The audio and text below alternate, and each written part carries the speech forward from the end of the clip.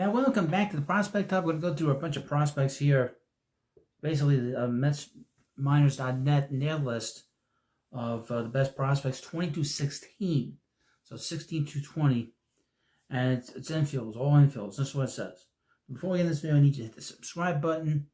Let me know what you think about the video. And this is all informational, just me reading stuff, reading scan reports to you, and that's it. I mean, really, these players I've not seen. And we've done a lot of players here. We're getting another month, and we hit the regular season for Major League Baseball. Here's at number 20, Nate Dohm, right-handed pitcher.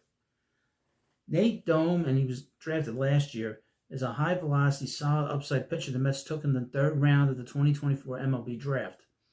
Dohm utilizes a four-pitch mix in college, including a four-seam fastball, curveball, slider, and a changeup. Well, the first three pitches are all graded well and could be average to above average pitches.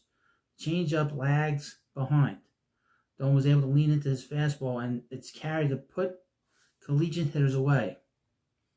If all pans out for Dohm, he has the upside of a 3 to 4 type starter, and his upside will only be limited by any pre-existing health concerns, having missed time in his sophomore season with a forearm strain. In 3 college seasons, Dohm only pitched 98 and third innings, including 29 and third innings in 2024. Dohm did not pitch for any Mets affiliate in 24, and will probably look to start his 2025 season in St. Lucie. And the Mets drafted a lot of high, ceiling guys, but they've all had injuries. So in 2024, they drafted a lot of college players last year, and a lot of college pitchers last year. Number 19, outfielder Nick Morabito. Nick Morabito built on a solid 2023 campaign with an even better 24 campaign, absolutely destroying low A and then spending the majority of a season at high A with the Brooklyn Cyclones, where he had a very respectable 294, 373 on base percentage as a 21-year-old. Morabito has great speed and stole 59 bases across 2 levels. Was also caught 15 times, which still left him with an 80% success rate. Morabito profiles well in the outfield as a good defender, specifically in center field. Morabito's power is limited by his slender frame and his line drive swing without much loft, with only 26 to 142 hits going for extra bases. However, he shows a solid eye at the plate, which could add to his profile as a potential fourth outfielder with some speed who can play all 3 outfield positions. Morabito will likely start the year in Double-A with the Binghamton Road Ponies and look to build upon his 2024 campaign. Now, he was showcased a little bit a week ago in spring training, and Gary Cohen mentioned him, called him a piece of the Mets' future. Number 18, second baseman outfielder A.J. Ewing. Ewing had an interesting 2024 season that saw him exhibit some positive signs of growth. However, he remains a very, very raw as a player. Ewing played the entire season at 20 years old, starting with the FCL Mets in the Rookie League with a 254 batting average, but upon his promotion to St. Lucie, he dropped to 228, 63 at-bats in the Florida Complex League. He hit 5 home runs. He would hit another 5 home runs in Low A, but over 250 at-bats. Low A pitchers seemed to prey on his aggressiveness, or in some cases lack thereof, pushing his strikeout rate north of 28%. However, he showed some solid plate discipline for such a young hitter at both levels. Despite his frame, Ewing posts above average exit velocities and paired with average speed, making him an interesting prospect.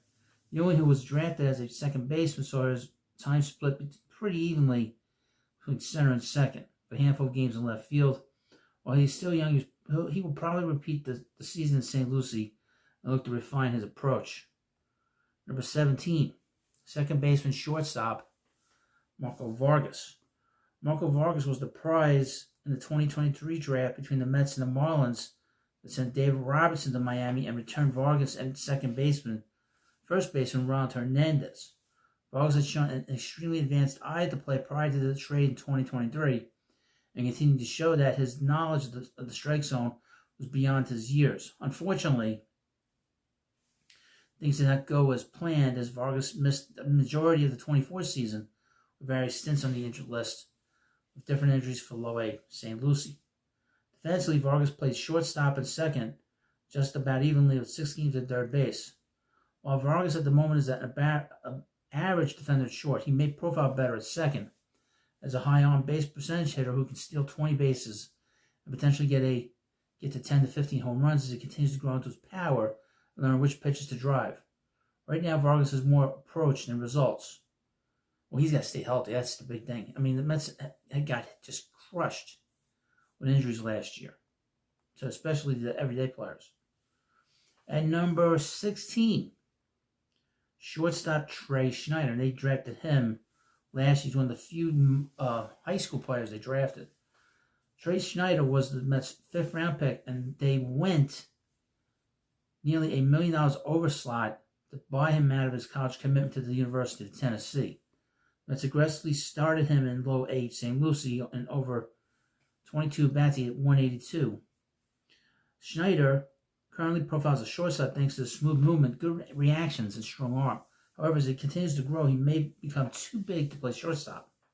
Snyder is one of the highest upside players in the Mets system, but is raw to be expected from a high school draftee.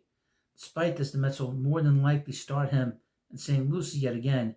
And if he continues to struggle at that level, it's possible they may send him to the FCL Mets to refine his approach and gain confidence. Now, these players are not seen, and some of these guys are basically new to the organization in the last year or two. So, it's going to take time for them to all to develop. But we'll see how they develop. And, of course, you need to subscribe, and I'll keep you up to date as we go along. So thank you for watching, and I'll see you later.